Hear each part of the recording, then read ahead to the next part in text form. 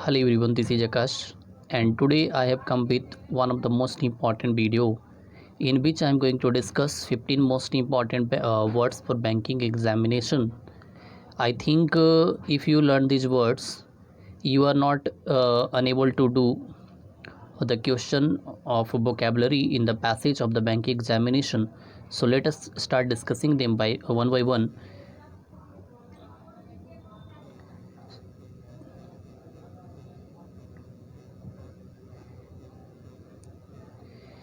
So the first one is modalities. What is the meaning of modalities?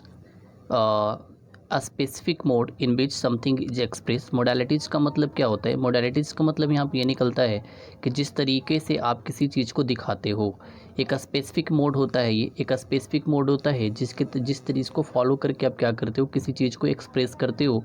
और करके भी मैंने लिखा है, इसे भी ज़रा देखते हैं। और इज एक्सपीरियंस समथिंग एग्जिस्ट, या किसी चीज़ को लेकर अगर आप में एक्सपीरियंस है किसी काम को लेकर, तो आप में वो मोडालिटीज़ है उसका। मोडालिटीज़ का मतलब मॉडल से बड़ा है ये वर्ड। अब आप समझिएगा मॉडल का मतलब क्या होता है, जिस पे कोई चीज़ आधारित होता है, जिस पे हम किसी चीज़ को रिप्रेजेंट करते। तो मोडालिटीज़ का मतलब क्या निकलता है, जिसमें आप किसी चीज़ को क्या कीजिएगा, एक्सप्रेस कीजिएगा, जिसके ज़रिए आप किसी को क्या करोगे, एक्सप्रेस करोगे या दिखाओगे। ठीक है, या ये भी कहा जा सकता है कि जिसमें एक्सपीरियंस एग्जिस्ट करता हो। ठीक है, तो मोडालिटीज़ का मतलब एक स्पेसिफिक मोड है जिससे हम चीज़ों को क्या करते हैं, दिखाते हैं। ठीक है, इसमें हमारे व्यूज़ को रिप्रेजेंट करते हैं हम लोग। ठीक है, इसका कुछ सिनोनिम से सेम वर्ड है, इसको देखते हैं। मेथड है, हम किसी भी काम को करने के लिए अपना एक मेथड फॉलो करते हैं और इसी मेथड में हमारा व्यूज़ रिप्रेजेंट होता है। इसी के लिए हम क्या कहेंगे कि मोडालिटीज़ भी किसी व्यू और मेथड को रिप्रेजेंट करता है। ठीक है, सेम प्रोसीडर है, प्रोसीडर के बाद प्रोसेसेस है और अप्रोचेज है।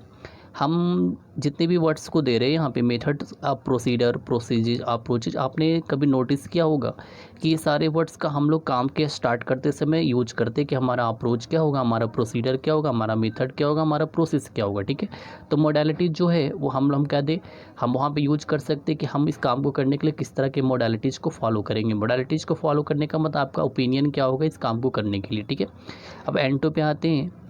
कैओस से एनार्की है। इंडिफरेंस का मतलब जहाँ पे ओपिनियन में वेरिएशन आ जाए, जिसका कोई स्ट्रैटेजी ना हो, जो ओपिनियन ना हो, बिना ओपिनियन के काम कर रहा हो, जिसका कोई प्रोसीडर ना हो। ठीक है, मतलब ऐसे ही स्टार्ट कर दिया किसी काम को करने के लिए।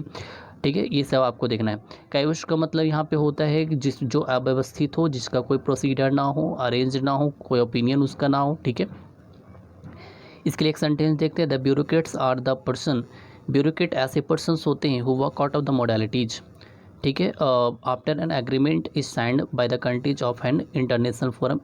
ब्यूरोक्रेट ऐसे लोग होते हैं जब कोई एग्रीमेंट साइन होता है इंटरनेशनल फोरम में, तो इंटरनेशनल फोरम में जो एग्रीमेंट साइन होता है, इसके मोडालिटीज़ को देख करके वो ब्यूरोक्रेट का काम क्या होता है, उस काम को वो प्रोसीड करते हैं। ब्यूरोक्रेट क्या करते हैं, जब इंटरनेशनल लेवल पे कोई फोरम साइन होता है दो अलग अलग कंट्री के बीच में, तो इस मोडालिटीज़ को फॉलो करके वो क्या करते हैं, ब्यूरोक्रेट अपने काम को प्रोसीड करते हैं। ठीक है, तो आपने ये ध्यान रखना है कि यहाँ पे मोडालिटीज़ को फॉलो करते हैं ब्यूरोक्रेट। और ये मोडालिटीज़ कहाँ से आता है, ये मोडालिटीज़ इंटरनेशनल फोरम से मिलता है उन्हें। ठीक है, नेक्स्ट कॉग्निजेंट, ये भी काफ़ी इंपॉर्टेंट है और एडजेक्टिव है। ये एडजेक्टिव का मतलब ये है, आप उसके पहले डायरेक्टली ए या नहीं लगा सकते हो जब तक उसके बाद में एक नॉन ना आए। ठीक है, देखिएगा, हैविंग नॉलेज और अवेयरनेस। कॉग्निजेंट का मतलब क्या होता है, किसी भी चीज़ से रिलेटेड अगर आपको नॉलेज है, या तो आप अवेयर हो किसी चीज़ को लेकर के, आप जागरूक हो, या आपके पास नॉलेज है, तो वहाँ पे वो क्या कहा जाएगा, कॉग्निजेंट कहा जाता है। ठीक है, हम कहते हैं कि Ram is aware, it means Ram is Cognizant. हम कहते हैं I have knowledge, it means I am Cognizant, it means you have knowledge और यू आर अवेयर। ठीक है, अवेयर इसके लिए मैंने यूज किया है। कॉन्शियस है, अप्राइज्ड है, इन्फॉर्म्ड है और ऑब्जर्वेंट है। ऑब्जर्वेंट का मतलब चीज़ों को ऑब्जर्व करते हो। इन्फॉर्म्ड होने का मतलब आपके पास इन्फॉर्मेशन इस चीज़ से लेकर के। तो अवेयर का मतलब क्या होता है, जब हमारे पास कोई इन्फॉर्मेशन होता है उससे रिलेटेड हमें मैटर मालूम होता है। ठीक है, इसके एंटो में आते इग्नोरेंट, जिसमें चीज़ों का कोई नॉलेज हमारे पास नहीं। इंडिफरेंट मतलब जो दूसरों से अलग, आप मतलब अलग दुनिया में हो ऐसे। सेंसलेस का मतलब जो अपना कोई सेंस ना लगाए। ठीक है, यहाँ पे एक एग्जांपल देखते हैं। She is cognizant of her responsibilities, वो अपनी जिम्मेदारियों के लिए क्या है, कॉग्निजेंट है, वो अपनी जिम्मेदारियों को वो समझती है। ठीक है, as the sales head of the organisation. ठीक है, उससे क्या किया गया, सेल्स हेड बनाया गया है इस ऑर्गेनाइजेशन का, तो अपनी जिम्मेदारी को बहुत अच्छे से समझती है कि एक सेल्स हेड के लिए उसकी क्या जिम्मेदारियाँ हैं। ठीक है, नेक्स्ट कॉन्टर, कॉन्टर का मतलब होता है the broad outline of something be in something is varies, ठीक है। एक बात समझिएगा यहाँ पे, हम यहाँ पे ये आपको दिखाना चाह रहे कि कॉन्टर का हिंदी मीनिंग अगर पहले आपसे कोई पूछता है तो यहाँ पे डिसिमिलरिटी होता है जो दूसरों से अलग हो, ठीक है। तो ब्रॉड आउटलाइन, ब्रॉड आउटलाइन का मतलब यहाँ पे ये निकल रहा है दोस्तों कि हम क्या कर रहे हैं, उसको अलग करके मतलब अलग से इसको बोल्ड करके दिखा रहे हैं कि वो दूसरों से वो अलग है, ठीक है। तो अब ब्रॉड आउटलाइन ऑफ समथिंग का मतलब जो दूसरों से अलग कर दिया गया हो, ठीक है। अवेन समथिंग वेरिज, अवेन समथिंग वेरिज का मतलब जो किसी न किसी तरीके से दूसरों से क्या होता है, अलग होता है, डिफरेंट मतलब होता है कॉन्टर का मतलब, आपने ये ध्यान देना, ठीक है। इसके अलावा आउटलाइन साइनों में यूज किया गया, आउटलाइन करके मतलब होता है किसी को अलग से पॉइंट आउट करके दिखाना, अलग करके दिखाना। Shape from the blueprint, shape from the blueprint, blueprint का मतलब होता है एक तरह से एक डिफरेंट, हम लोग क्या करते हैं ना, एक प्रिंट मीडिया का यूज करते हैं जिससे हमको पता चलता है कि ब्लूप्रिंट का मतलब एक अलग तरीके का डिज़ाइन, ठीक है, जो दूसरों से अलग हो, ठीक है, आपने ये ध्यान देना है, ठीक है। और एंटो में अगर आपको बात पूछा जाता है अपोजिट वर्ड में तो सिमिलरिटी और यूनिफॉर्मिटी है। सिमिलरिटी का मतलब जो सेम होगा और यूनिफॉर्म का मतलब आपको पता है, यूनिफॉर्म का मतलब क्या होता है, ये जो सेम कैरेक्टर का हो, ठीक है, जो सेम एक ही लेवल से चलते आ रहा हो, ठीक है। तो एंटो में सिमिलरिटी होगा और यूनिफॉर्मिटी होगा। जब आप साइनोवर में आओगे तो काउंटर का मतलब हो जाएगा अनसिमिलरिटी और यहाँ पे अनयूनिफॉर्मिटी, ठीक है, ये ध्यान देना है। देखिएगा she traced her contours of her face with her finger, ठीक है, इसका मतलब क्या है कि अपने हाथों से, ठीक है, काउंटर वो कर सकती है, ट्रेस कर सकती है उसके हर फिंगर। देखिए क्या कहा जा रहा है, she traced her contours his face with her finger, मतलब उसके चेहरे को वो अपने हाथों से काउंटर करके बता सकती है कि क्या डिफरेंस आया है, ठीक है। नेक्स्ट,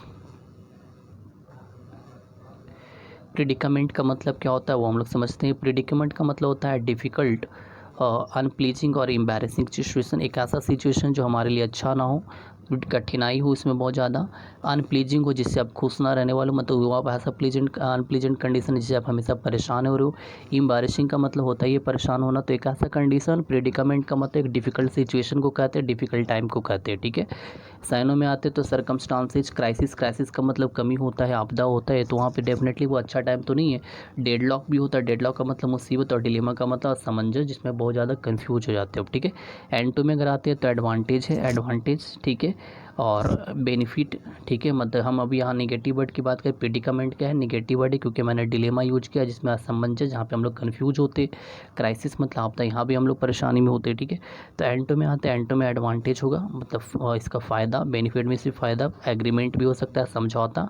और ब्लेसिंग का मतलब तो आशीर्वाद होता है जिसमें हम लोग को एक नए तरीके का एक क्वालिटी दिया जाता है, ठीक है। अब यहाँ पे भी एक सेंटेंस देखते हैं, the century old clubs financial predicament is not sudden one of the sign of the same event even as a decade ago. इसका मतलब क्या निकलता है दोस्तों, समझिएगा।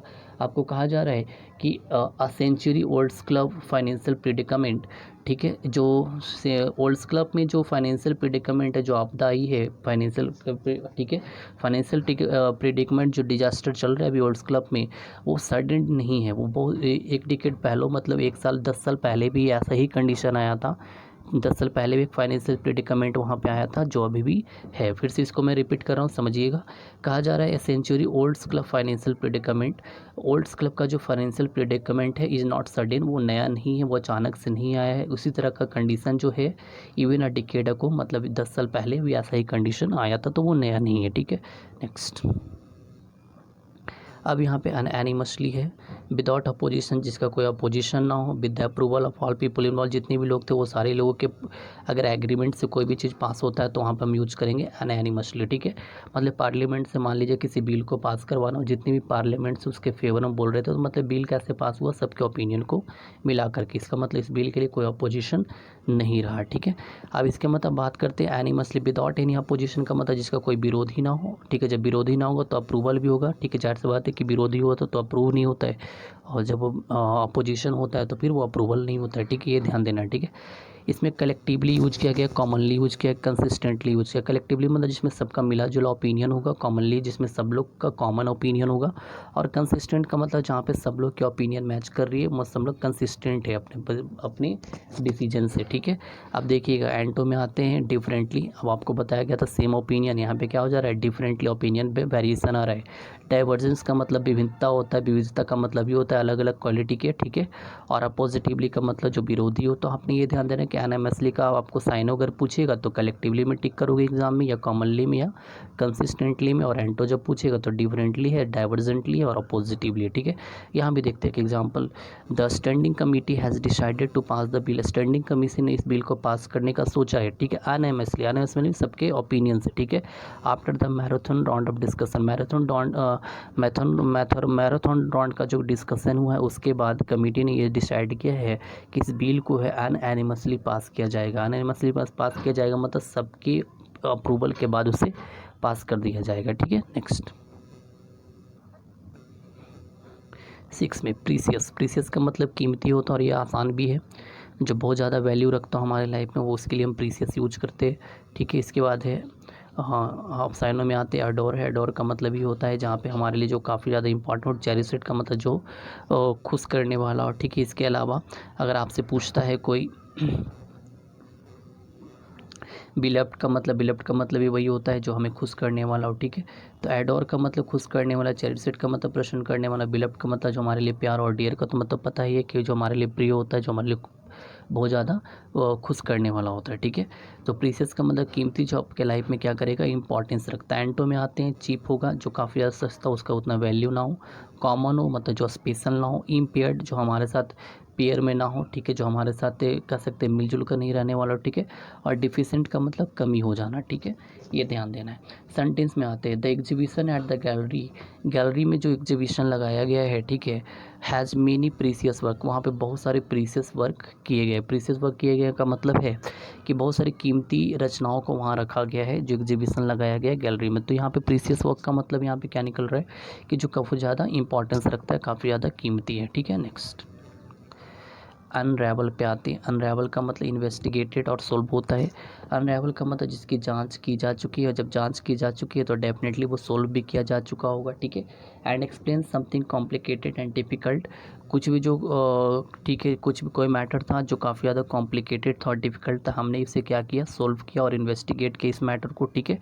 अनडू ट्विस्ट और नॉटेड और वुवन थ्रेड्स, इसका मतलब क्या होता है कि जो नॉटेड थ्रेड्स था, ठीक है, जो मैटर इधर उधर बिखरे हुए थे सबको हमने क्या किया, एक ही धागे में बांधा और सबको मिलाकर मैंने क्या किया, कंक्लूजन निकाला। अनरेवल का मतलब, ठीक है। तो इन्वेस्टिगेट किया और सोल्व किया मैटर को। इसमें आता है डेसिफर है, इसका मतलब जो अलग अलग, जो विदाउट इन्वेस्टिगेशन, इसमें काफ़ी ज़्यादा कन्फ्यूजन हो। अनटिड है, जिसमें कोई काम नहीं किया गया अभी तक। रिजॉल्व, ठीक है, और सोल्व है। साइनो का मतलब, डेसिफर का मतलब मैं आपको बता दूँ, डेसिफर का मतलब जो काफ़ी ज़्यादा कह सकते हैं जिसकी जांच की जा चुकी है, या तो जो सॉल्व हो चुका है, जिसमें कोई भी कन्फ्यूजन ना हो, ठीक है। रिजॉल्व का मतलब ही हल कर लेना होता है, और सॉल्व का मतलब तो हल करना होता है। एंटो में आते हैं इंटेंगल, जो कन्फ्यूज्ड हो, ठीक है। क्वेश्चन पे आते हैं, क्वेश्चन का मतलब जो कन्फर्म ना हो, ठीक है, जो इन्वेस्टिगेशन में मतलब क्वेश्चन में लाया गया, मतलब इसको डिस्कस किया जा रहा है, वो सॉल्व नहीं किया गया, ठीक है। वंडर का मतलब देखकर आपको नया लगेगा, मतलब वो भी आपके लिए नया है, जिसके पहली बार सुन रहे हो, डेट्स जब पहली बार सुन रहे हो तो इसमें आपने काम नहीं किया, आपने उसको सॉल्व नहीं किया, आप उसको इन्वेस्टिगेट नहीं किया, ठीक है। The police are attempting to unravel the cause of the death, police जो है वो क्या कर रहा है, उसके डेथ के कॉज को अनरेवल करने की कोशिश करना मतलब पुलिस उसका डेथ कैसे हुआ उसकी जांच करने में लगा है, ठीक है। नेक्स्ट 8 में देखिएगा, मूटेड भाव है। रेज द क्वेश्चन और टॉपिक फॉर डिस्कशन, मतलब क्वेश्चन करना या तो किसी मैटर के डिस्कशन के लिए टॉपिक उठाना, ठीक है। फिर से समझिएगा, मोटेड का मतलब रेज द क्वेश्चन मतलब क्वेश्चन उठाना, ठीक है, प्रश्न करना। और टॉपिक फॉर डिस्कशन का मतलब होता है कि जो मैटर जो डिस्कशन के लिए उस पर बात करना, ठीक है। Made a suggestion regarding something, किसी बात को लेकर सजेशन देना भी मोटेड होता है। तो मोटेड का 3 अलग अलग मीनिंग निकल रहा है, क्वेश्चन उठाना, ठीक है, डिस्कशन करना मैटर को लेकर के, और उसके बाद है कि किसी भी सब्जेक्ट को लेकर के किसी का सजेशन देना, ठीक है। अब साइनो में अगर आपसे पूछता है तो ब्रोच है, डिस्कस्ड है और इंट्रोड्यूस है। मैटर को रेज अ क्वेश्चन मैंने आपको कहा था, तो रेज अ क्वेश्चन का मतलब क्या होगा कि हमने किसी टॉपिक को इंट्रोड्यूस किया, ठीक है। डिस्कशन करने का मतलब टॉपिक पर डिस्कशन कहा था, इसलिए मैंने डिस्कशन यहाँ पे यूज किया। और मेड समथिंग सजेशन, ब्रोच का मतलब होता है सजेस्ट समवन, ठीक है, और इसके लिए मैंने यूज किया, ठीक है। एंटो में आते हैं तो क्लोज और फिनिश है, यहाँ पे आप क्वेश्चन रेज करें तो आप यहाँ पे इसको क्या कर दे रहे हैं, फिनिश कर दे रहे हो, ठीक है। Next, a cheaper option to upgrade the railway link between, सबसे आसान तरीका ये है कि अगर हम रेलवे लिंक को अपग्रेड करना चाहते हैं, ठीक है, जो रेलवे लाइन कहाँ है, कुआलालंपुर और सिंगापुर के बीच में है, अगर आप इसे अपग्रेड करना चाहते हैं तो has been mooted to the Malaysian government, आपको क्या करना पड़ेगा, मलेशियन गवर्नमेंट से उसके लिए क्वेश्चन डिस्कशन करना पड़ेगा, मलेशियन गवर्नमेंट से डिस्कशन करना पड़ेगा। ठीक है, जो रेलवे लाइन है कुआलालंपुर और सिंगापुर के बीच में, अगर आप इस रेलवे लिंक को अपग्रेड करना चाहते हो तो इस रेलवे लाइन को अपग्रेड करने के पहले आपको क्या करना पड़ेगा, डिस्कशन करना पड़ेगा, ठीक है, मलेशियन गवर्नमेंट से। ठीक है, नेक्स्ट वॉलेंट्री। वॉलेंट्री का मतलब होता है डन, गिवन और acting on one's will. Voluntary का मतलब ये होता है जो खुद की इच्छा पे डिपेंड करता है, जिसमें आप अपनी मर्जी से किसी चीज़ को ज्वाइन कर लेते हो। ठीक है, डन और गिवन एक्टिंग और वंस विल्स का मतलब होता है जिसमें आप किसी काम को अपनी मर्जी से करते हो। डन और working invented without any payment, या ये भी कहा जाता है जो बिना पैसे के जो काम किए जाते हैं। ठीक है, तो वॉलेंट्री का दो मीनिंग है, जिसमें आप अपने विलिंगनेस से, अपनी इच्छा से किसी काम को करते हो, और दूसरा ये भी कि जिसके लिए आपको पैसे नहीं दिए जाते हैं। ठीक है, जैसे कहीं पे कोई आग वगैरह हो रहा है तो हम वॉलंटरली वहाँ पे काम करते हैं। ठीक है, इसके लिए हम ये उम्मीद नहीं करते कि हमको इसके लिए पैसा दिया जाएगा। ठीक है, तो हम लोग फ्री ऑफ कॉस्ट वहाँ पे काम करते हैं। ठीक है, साइनो में आते हैं तो डिस्क्रिशनरी का मतलब जो हम पे डिपेंड करता है वही होता है। ऑप्शनल का मतलब ये भी हम पे डिपेंड करता है कि हम इसके साथ जाएंगे कि नहीं जाएंगे। और इलेक्टिव का मतलब यहाँ पे हमको एक सिलेक्शन करना पड़ता है अपना ओपिनियन का। ठीक है, एंटो में आते हैं, एंटो का मतलब होता है कंपलसरी, जिसको करना अनिवार्य, मैंडेटरी जहाँ भी जो करना अनिवार्य, और नेसेसरी भी जॉब इस जगह। ठीक है, अब यहाँ पे देखिएगा the team member voluntary contribution, the team member voluntary contribution, team union ने अपनी इच्छा से क्या किया, कंट्रीब्यूट किया है अपने पॉकेट से। ठीक है, to help the victim of the devastating earthquake in the country, जो कंट्री में जो डिवास्टेटिंग विनाशकारी भूकंप आया है, अर्थक्वेक आया है, उस भूकंप में जो भी टीम मेंबर है वो अपनी इच्छा से क्या करते हैं, अपने पॉकेट से कंट्रीब्यूट करते हैं। ठीक है, नेक्स्ट इसके बाद देखिएगा सब्सम का मतलब होता है इंक्लूड, शामिल कर देना। ठीक है, ऑब्जर्व समथिंग एल्स का मतलब ये होता है किसी चीज़ में किसी चीज़ को ऐड कर देना, कंबाइन कर देना। ठीक है, तो इंक्लूड करने का मतलब ये होता है किसी चीज़ को जोड़ना, ये ध्यान देना है। तो इंक्लूड ऑब्जर्व समथिंग एल्स का मतलब क्या होता है, किसी भी चीज़ में किसी को जोड़ देना। ठीक है, साइनो में आते हैं तो इंक्लूड है, क्लासीफाई है, कंटेन है, इन्वॉल्व इन्वॉल्व है। इंक्लूड करने का मतलब शामिल करना, क्लासीफाई का मतलब वर्गीकृत करना, कंटेन वर्गीकृत करने का मतलब समझिएगा, क्लासीफाई का मतलब कि अलग अलग पार्ट जो अलग अलग बिखरे हुए थे इसको दो अलग अलग ग्रुप में बांट दिया। मतलब समझिए कि कोई था जो 10 अलग अलग पार्ट्स था, तो जो सेम कैरेक्टर थे उसको मैंने अलग अलग करके दो पार्ट में बना दिया, मतलब 5-5 करके दो ग्रुप में इंक्लूड कर दिया। ठीक है, अब एंटो में आते हैं तो एक्सक्लूड करना मतलब कि बाहर कर देना। तो मोस्ट ऑफ दिस फेनोमेनन, ठीक है, most of this phenomenon can be subsumed into 2 broad categories mainly, जितनी भी फेनोमेनन है इसको दो ही कैटेगरीज में क्या किया जाता है, जोड़ा जा सकता है या रखा जा सकता है। सबसम का मतलब कंबाइन करना, जोड़ना। ठीक है, नेक्स्ट